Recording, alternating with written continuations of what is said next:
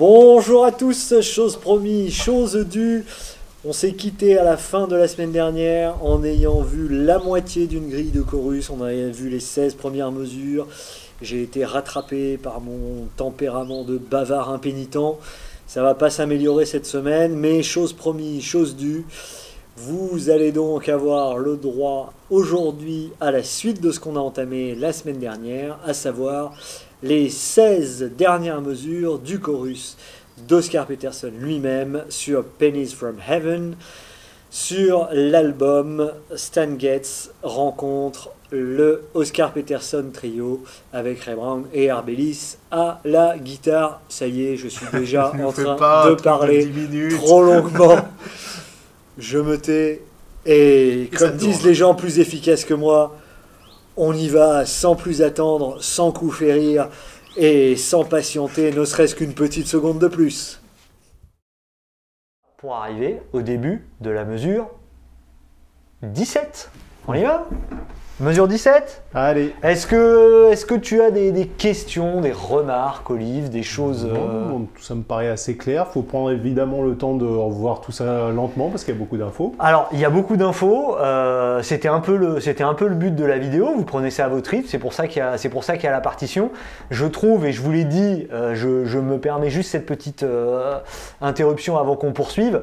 On vous le dit depuis le début, donner des relevés de Peterson sans vous expliquer comment ça marche et comment ils sont construits, ça sert à rien. C'est bien le but de cette vidéo, c'est effectivement de vous montrer, de vous expliquer d'où viennent les différentes notes, les différents motifs, etc. Et c'est donc ce qu'on fait ici. J'ai bien conscience que ça fait une vidéo très dense. Prenez votre temps, regardez-la lentement, mettez des pouces, abonnez-vous. Surtout regardez les autres parce qu'effectivement c'est un peu un condensé de tout ce dont tu parles depuis le début. Donc, c'est ça, c'est qu'effectivement, c'était aussi l'idée du révéler des relevés. C'est vraiment de vous montrer, comme je le disais en commençant, qu'on trouve dans un chorus relativement simple de Peterson et dans un espace-temps très réduit, parce que c'est 32 mesures, le chorus en tout là, il doit faire 35 secondes. Hein. En 35 secondes, vous voyez le nombre d'éléments qu'on a sur les gammes blues, sur le placement rythmique, sur le placement de main gauche, sur ce mélange entre le blues, le centre tonal, l'utilisation des gammes blues. Vous avez beaucoup de choses, mais vous voyez que ça, c'est vraiment le langage de Peterson qui est construit comme ça. Il agit en bebopper sur une mesure, comme quelqu'un qui se fiche de la grille des accords pour se tourner vers le centre tonal et la gamme blues à la mesure suivante. C'est vraiment comme ça qu'est construit son langage avec ce mélange-là. On va aller un peu plus vite pour les 16 mesures qui viennent et on va commencer par les 8 premières des 16 dernières, c'est-à-dire que nous allons aller de la 17 à la 24 et là encore, vous allez voir qu'on va pas tarder à retrouver nos petits. 1, 2, 3, 4...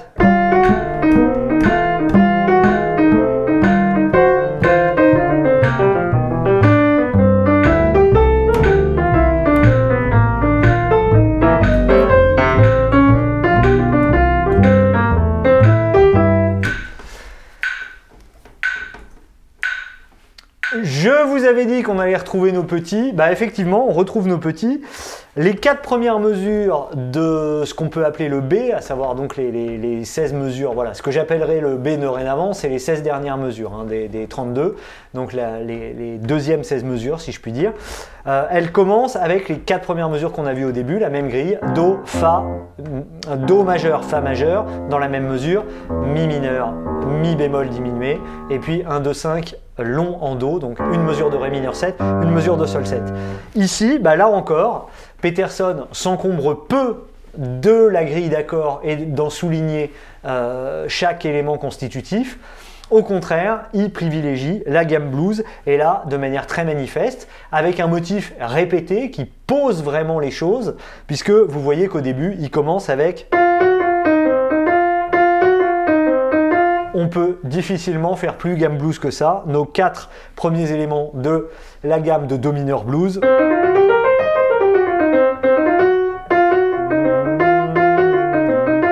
Voilà. Ça sur les 2 premières mesures, avec, si je vous fais la grille de main gauche, voyez qu'on s'en fiche de ce qui se passe en dessous. On met des fa bécard sur un mi ici, ça frotte, c'est pas grave. La gamme blues est faite pour créer des tensions, créer du frottement. Et on est tellement posé avec cette gamme blues dans le centre tonal qui est le nôtre, à savoir Do majeur, que peu importe que les notes créent des petits conflits parce que le motif mélodique est suffisamment clair et s'impose suffisamment à l'oreille pour pouvoir largement faire passer ce genre de petites dissonances. Ensuite, nous avons des doubles notes combinées à la gamme blues. Ici, au début de la mesure 3, donc quand nous arrivons sur le Ré mineur 7 ici, tiens, bah Olive, 2-5 en Do, tu me ferais ça? Allez. 1, 2, 3, 4.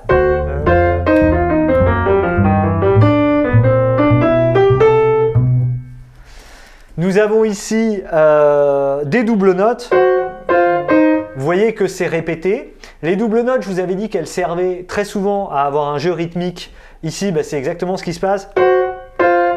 Hein, vous avez ta, ta, ta. Hein, ce qui ajoute encore du swing par rapport à ce motif très répété de la gamme blues. Le motif mélodique, là, on commence à s'en lasser un peu puisque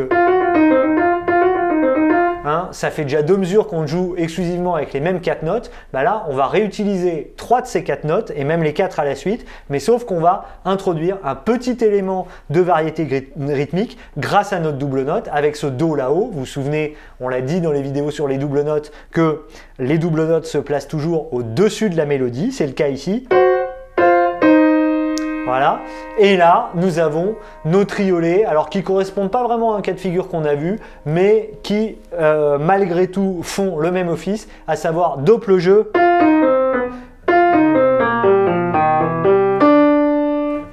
À savoir que ça dope le jeu dopé. Ici, on descend notre gamme mineur blues. On passe le fa dièse, donc la gamme mineur blues, ou plus exactement la gamme pentatonique dont elle est très proche cousine, hein, celle de mi bémol dont je vous parle depuis tout à l'heure. Voilà, et là, quand on arrive sur le Do, pour aller là-dessus,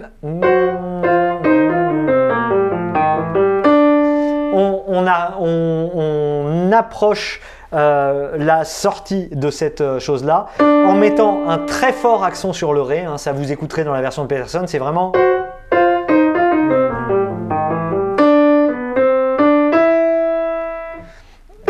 Et puis on termine ici et on arrive au début de la mesure, au début de la mesure quoi au début de la mesure qu'on va appeler la mesure 5 de notre B. La mesure 5 de notre B, après avoir eu une approche qui ne soulignait pas les accords et qui était assez éloignée de l'approche des beboppers, que fait Peterson? Il se transforme subitement et d'une mesure à l'autre, vous voyez que ça se passe, la bascule, il se transforme en bebopper puisque là on est sur la suite d'accords suivante, à savoir Sol mineur 7, Do 7, 2 mesures de Fa 7. Et là, Peterson arrive sur sa 9e du Sol mineur. Je vous joue les basses ici.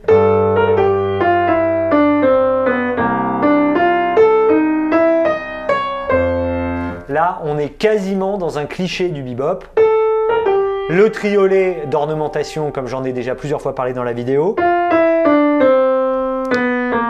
On met un si bécard pour bel et bien tomber sur le si bémol sur le premier temps, comme on en avait parlé en passant quand je vous avais parlé de cet exercice de Barry Harris dans la vidéo sur la manière dont on peut mettre des chromatismes dans les gammes en triolet pour faire qu'on tombe bel et bien sur des notes de l'accord. Là, c'est exactement ce que fait Peterson, comme tous les beboppers d'ailleurs, de manière à bel et bien tomber sur un si bémol au moment où on arrive sur l'accord de Do 7. Et puis là, une fois de plus, Peterson, cet accord de Do 7, va le prendre comme un Sol mineur 7, Do 7 dans la même mesure. Ici, il va arpéger comme s'il arpégeait son accord de Sol mineur 7. Et là, pour le coup, on va vraiment entendre un accord de Do 7. Et là-dessus, Peterson fait quelque chose de très intéressant. Il fait... Sur le Et du 3 et le Et du 4, placement de main gauche dont on vous a déjà beaucoup parlé. Donc ici, si, Ré, Fa, 1 et 2 et 3 et 4. Il va chercher sa dièse 9 là-dessus.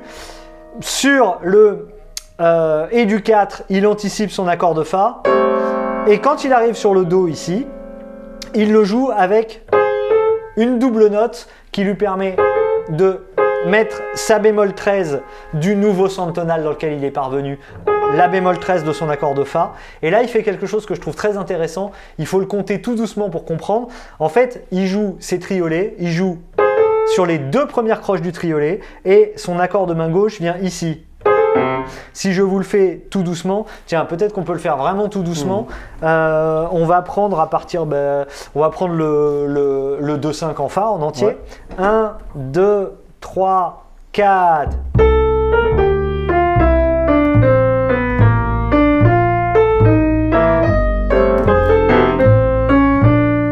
Voilà, vous avez entendu ça? 1 et 2, 1 et 2. Vous voyez qu'ici, la main gauche vient se mettre sur le et du 1, et sauf que comme la main droite ici a joué sur les deux premières croches du triolet, on a cette chose qui donne un effet de swing redoutable qui est, en fait, on entend les trois croches du triolet, alors qu'on était dans un débit en croche depuis tout à l'heure. Là, on entend les trois croches du triolet, mais elles sont séparées, puisque Peterson joue les deux premières croches du triolet à droite, la troisième à gauche, et qu'il lance sur le 2, il réattaque ici. Bon, jusque-là, la suite après est assez classique. Voilà. Et puis, écoutez, on va aborder les 8 dernières mesures, où là, ça va aller encore plus vite. J'aurai deux petites bricoles à vous en dire. Allons-y, on joue ces 8 dernières mesures. 1, 2, 1, 2, 3, 4.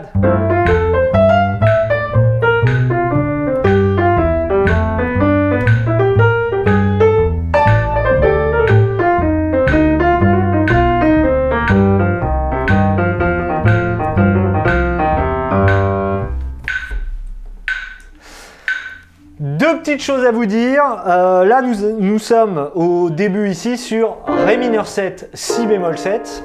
C'est les deux premiers accords. Ici, c'est ça. Là, ici, Mi, Fa, La, Do. Donc là, pour le coup, approche très bebop. On souligne vraiment bel et bien les notes de l'accord on arpège vraiment les notes de l'accord sur lequel nous sommes, en l'occurrence Ré mineur 7. Et ici, Peterson fait quelque chose que je trouve très intéressant en termes de swing. C'est que là, alors qu'il a cette approche ternaire dont on vous avait parlé dans la première vidéo sur les triolets dopés, où il est vraiment 1 et 2 et 3 et bien sur le 3, au lieu justement de faire ce que je viens de faire, à savoir 3 et 1, au lieu de jouer, ça accroche le Fa ici qui devrait tomber, qui est en l'air par rapport au 3, il la met sur la deuxième croche du triolet. Ça fait un effet, on a l'impression qu'il ralentit ou ça donne une espèce de décontraction très particulière. À vrai dire, je ne sais pas bien à quoi ça tient, je l'entends pas très souvent faire ça. Je me suis même demandé si c'était pas plus ou moins une manière un peu de se rattraper aux branches, mais vous savez, comme le font les gentlemen, ils se rattrapent aux branches avec une élégance dont on se dit que ça confine au génie. Là, c'est quasiment ça, puisqu'on a vraiment... Vous entendez ce... Si on bat tous les temps, 3, 4...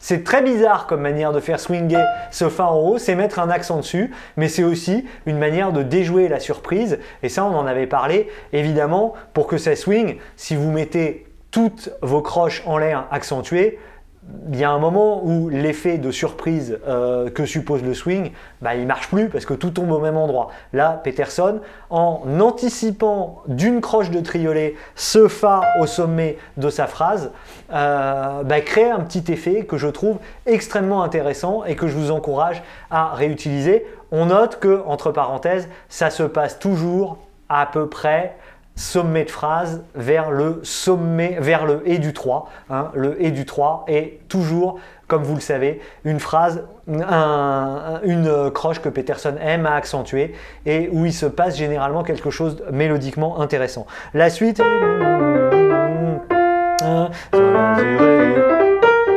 Là, rien de très particulier, mi mineur 7 ici. Là, on arrive sur la 7, il l'aborde avec son mi bémol. On ne sait pas bien si, avec le si bémol là-haut, on ne sait pas bien si ce si bémol, c'est la bémol 9. Il faut le penser comme la bémol 9 de l'accord de la 7, ce qui serait logique. Ou s'il faut plutôt le penser carrément comme un accord de Do 7, un peu comme au début quand vous aviez... Hein, ce si bémol là, est-ce que c'est pas déjà une manière de nous ramener vers quelque chose qui ressemble à Do blues? On ne sait pas, en tout cas. Et puis là, double note, vous vous souvenez de ce plan en double note? Bon, et bien là c'est à peu près ce que fait Peterson, mais pas dans la forme qu'on vous avait donnée sur le 2-5 la semaine dernière, vous vous souvenez, hein? Là on est, quand on regarde la grille, dans un 2-5 en Do majeur, donc Ré mineur 7, Sol 7, ça devrait faire... Bon, et bien Peterson ici, bluesifiant la chose, nous fait entendre un mi bémol à la place. Je vous avais dit qu'il y avait des bidouilles et des variantes possibles pour faire entendre des blue notes, pour faire que ça tombe mieux dans les mains. Bah, c'est exactement ce que fait Peterson ici. Et puis gamme blues pour finir, tout droit jusqu'à la fin.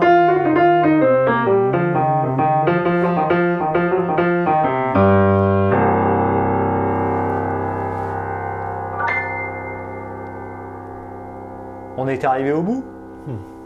Si vous aussi, c'est merveilleux, mettez un pouce, dites-nous tout le bien que vous avez pensé de cette vidéo. Ne nous dites surtout pas tout le mal que vous en avez pensé, ça nous ferait beaucoup de peine. Et puis on se retrouve très bientôt pour vous révéler les autres secrets à relever. Et ben voilà, très bientôt. Ciao.